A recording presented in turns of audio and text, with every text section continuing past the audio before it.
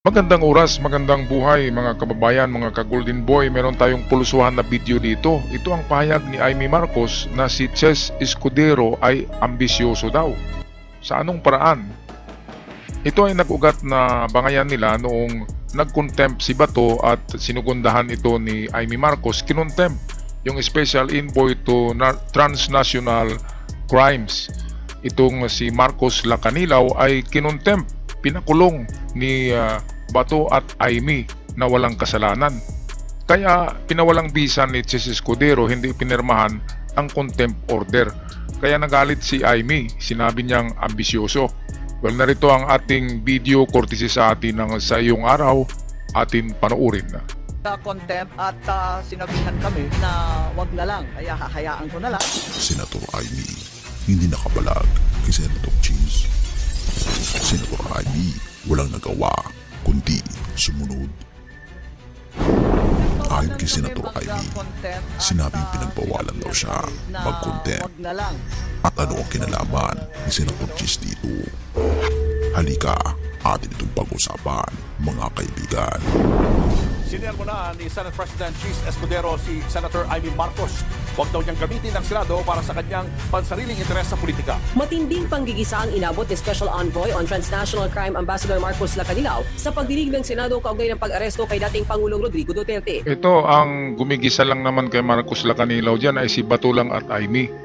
Dahil sa ang sesyon pala na ito, sa na-vlog natin kanina, ito palang Senate hearing na pinatawag ni Amy Marcos, special Senate hearing ito, dapat wala na ito ay para lang pala ito sa proteksyon ni Bato.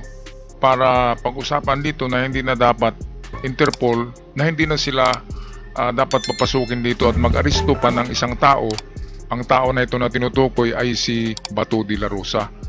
Kaya pala, Ate Amy ang tawag ni Bato dahil si Amy ngayon ang huling baraha ni Bato. Huling baraha, huling chance, dahil dito ay kinampihan ni Amy Marcos si Bato. Grabe no, napaka-loyal talaga ni Amy sa mga DDS.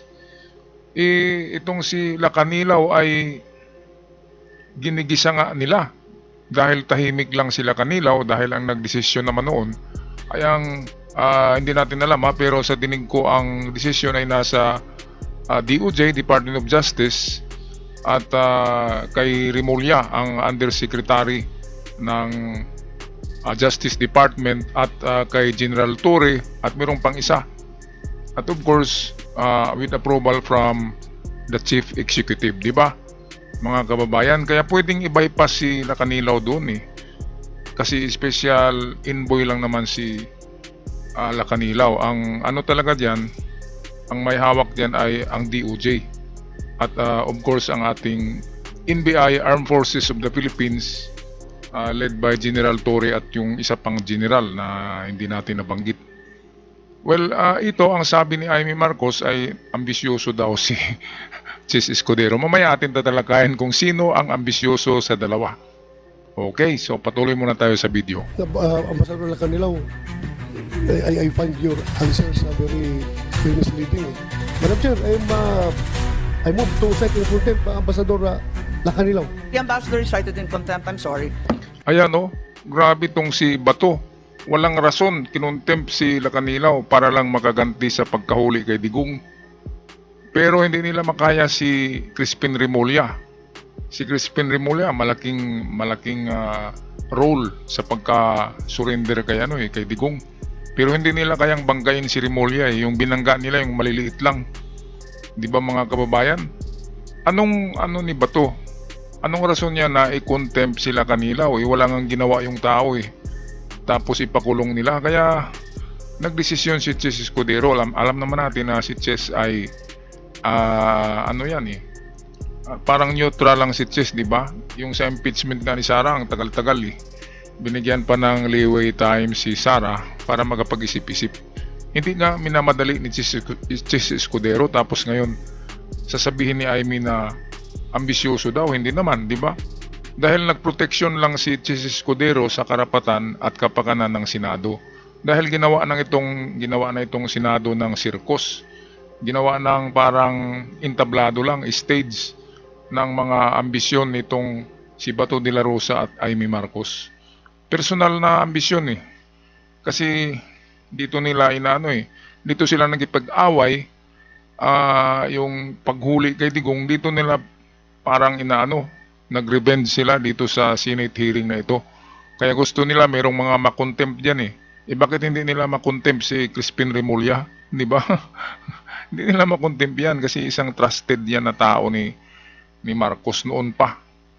Noon pa ay yung si Crispin, mga Remulla ay mga Marcos na yan. Kaya hindi nila kayang banggain. Yung binabangga nila ay yung never heard na pangalan, di ba? Marcos Lacanilaw. Okay, patuloy tayo sa video. Hindi yan nagtagal dahil agad ding ipinag-utos si Senate President Chis Escudero na pakawalan sila Kanilaw. Hindi raw papayagan ni Escudero na magamit ang Senado o opisina ng Senate President para sa interes ng iilan. Sa huli, hinimok niya si Senator Aimee na iwasang gamitin ang Senado bilang platform para sa personal niyang hangarin sa politika. Banggaan sa Senado sa pagitan ni SP Chis at ni Senador Aimee Marcos. Ang detalye sa agenda report ni Hannah T. Alam naman natin Ambisyoso si Senate President Chis Escudero. Ito ang buwelta ni Senadora Aimee Marcos matapos siyang abisuhan ni SP Chis na huwag gamitin ang Senado bilang political tool. Matatanda ang pinalaya mula detention ni Escudero ang nooy kinontempt ng komite ni Senadora Aimee na si Ambassador Marcos Lacanilaw habang iniimbestigahan ang naging pag-aresto kay dating Pangulong Rodrigo Duterte. Ito kawawa tong si Lacanilaw eh. Walang alam to. Ang ano diyan, ang secret meeting with cabinet ay alam na natin kung sino eh. Yung malalaking ranggo talaga sa Armed Forces of the Philippines. At of course ang DOJ at ang Justice Department headed by Remulla. Kaya hindi nila kayang banggain ng Justice Department eh. Dito sila nang kukontempt para makaganti lamang si Bato Calvo para makaganti sa kanyang amo. Itong si Aimee talagang pampagulo eh. Kung hindi lang ito Marcos, walang makikinig eh. Di ba nung pangalawang hearing, wala yatang lumitaw na mga senador, di ba? Tapos pangatlong hearing, lumitaw na dahil sa nagalit na si Aimee. Pero sino ba itong si Aimee, di ba? Kapatid lang naman ito ni PBBM at hindi naman siya Senate President. Bakit susundin siya? Ngayon si Chis Escudero ay halal yan. Binuboto yan ng majority para magiging President of the Senate. At kung sasabihin ni Aimee na ambisyoso, hindi na kailangan mag-ambisyon ni Chis Escudero dahil kung mawala ang presidente, ang papalit ay Vice President. Ngayon, si Sara ay in verge of impeachment. Pwedeng matanggal na si VP Sara as Vice President. Sino ba ngayon ang sumunod na pwedeng Vice President? Di ba? O kaya maging presidente kung wala lang presidente. Meron lang dalawang pagpipilian dyan na magiging itong replacement ni VP Sara. Ito ang Speaker of the House, si Martin Romualdez at si Chis Escudero. Yung dalawa lang ang pagpipilian dyan. Kung mawala si Sara, kung ma-impeach, so bakante ang posisyon ng Vice President. So itong dalawa, Chis Escudero at Martin Romualdez, pagpipilian na naman yan, ibuboto yan ng Congress at ng Senado. Kaya hindi na kailangan mag-ambisyon ni Chis Escudero na magiging Vice President dahil sa nandyan na siya contender na siya siya yung pangalawang choice. Kaya sa tingin ko, kung sino man ang ambisyoso niyan sa dalawa, sinong may ambisyon, di ba? Si Aimee Marcos ang ambisyosa. Siguro may balak ito na magiging presidente. Kasi palagi lang ito senador eh. Tumatanda na yan sa pagiging senador. Parang wala naman tayong narinig na magandang nagawa. Kung hindi lang yan pangalan na Marcos, hindi yan ibubuto ng mga tao. So sa ngayon, alam na natin na ganyan pala si Aimee. Wag na natin iboto. Kasi walang silbi. Imbis na kulong na yung demonyo, ay gustong palabasin ang demonyo. Anong tawag diyan? Hindi, kampon din siya ng demonyo, di ba? Kampo ng kadiliman. Gustong palabasin yung nakulong na hari ng kadiliman, di ba? Kaya kung makalabas yun, makauwi, maghasik na naman ang lagim. Maghasik ng tukhang part 2. Mga kababayan, anong sa palagay nyo? Sino ba talaga ang tunay na ambisyoso? Chis Escudero o itong si Aimee Marcos? Patuloy tayo sa video.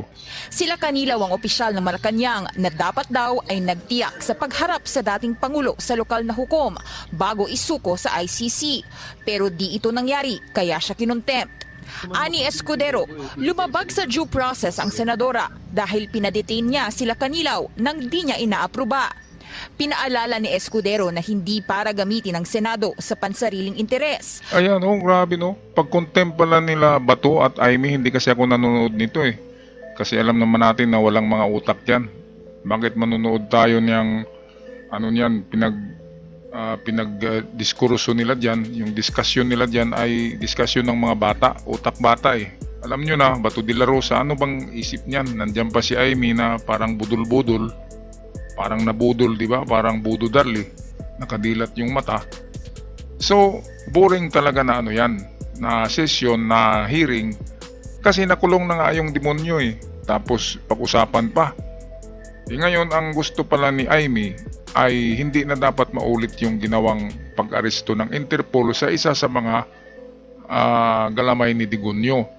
Ang isa sa galamay na isusunod ay itong si Bato de la Rosa. Wala nang iba. Pangalawa ay yung si Albayalde at wala na. Yung dalawa na lang ang kukunin ng ICC ayon kay Cristina Conte, ang Council of ICC to the Philippines. So si Conte ang nagsabi niya na ang dalawa lang at yung iba na mga mababa na ranggo ay dito na raw sa Pilipinas lilitisin. So yung malalaking isda lang talaga ang dadalhin sa ICC Netherlands. Kaya ito, Aimee Marcos, dito lumabas ang kanyang pagkaambisyosa eh. Hindi pa siya pwedeng maging presidente. Hindi niya tatalunin sa utak si Chis Escudero. Magaling si Escudero, alam niyang batas. Dahil attorney yan, di ba? Magaling sa batas si Chis Escudero. Kaya nga head of the Senate eh, president of the Senate. At sabi pa ni Aimee, takot daw si Escudero na mapalitan ng mga bagong halal.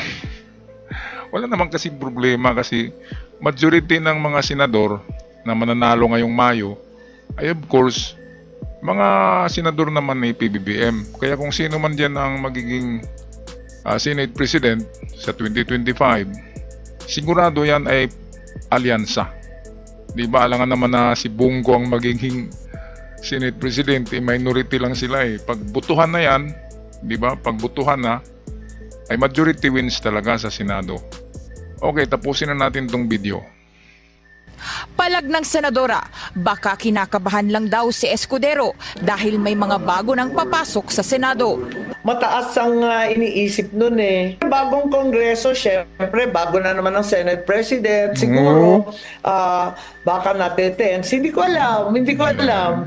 Kasunod ng pagpapalaya, naghain pa si Escudero ng show cause order kay Canilaw para pagpaliwanagin within 5 days kung bakit di siya dapat i-detain ng komite ni Senadora Aimee. Ito, balikan natin yung sinabi ni Aimee na ito medyo takot daw si Chess. Ito yan. Mataas ang iniisip nun eh. Bagong kongreso, syempre, bago na naman ang Senate President. Siguro, baka natetens. Hindi ko alam. Ayan, utak ba yan ng senador, di ba? Parang chismosa lang sa mga waiting shed, di ba? Sa barangay. Hindi ko alam. Bakit hindi mo alam? Dapat alam mo, di ba? Kapag senador ka, dapat yung utak mo ay marunong mag-analyze. Dapat makikita mo ng ang susunod na mga steps kahit hindi pa ginawa. Advance ang pag-iisip. Yan ang mga genius, di ba? Si PBBM, genius move. Ito naman si Aimee, anong move ang ginawa niya? Di ba? Parang parang abnormal move o moron or imbecile move. Di ba mga kababayan? Ano sa palagay nyo? Grabe no? Ginawang parang entablado ang Senado para lamang sa kanilang dalawa ni Bato na interes, di ba? Ang interes ni Bato ay hindi siya hulihin. Papanig sa kanyang mga senador. Ang interes naman ni Aimee ay iba. Medyo na siya sa pagiging senador eh. Medyo nabuboard na siya kaya gusto niya siguro mag-vice president or magpresidente. Ay hindi siya bagay sa presidente. Pwede siguro secretary, di ba? Pwedeng undersecretary ng anumang kabinete dyan. Pwede yan kay Amy Marcos. Noon, malaki ang respeto ko dito dahil Marcos. Ngayon alam na natin na hindi pala siya pure na Marcos. Yung puso niya ay hindi Marcos. Kasi doon siya pumapanig sa kalaban ng kanyang angkan, di ba, ng kanyang pamilya. Alright mga kababayan, ako'y magpaalam na. Pag-comment sa inyong saloobin sa ating video ngayon. Sino nga ba ang tunay na ambisyoso? Chis Escudero or Amy Marcos? Hanggang sa muli, sa mga bago pa lamang, huwag kalimutan mag-subscribe sa ating channel para naman makatulong tayo sa ating mga kababayan. Hanggang sa muli, paalam.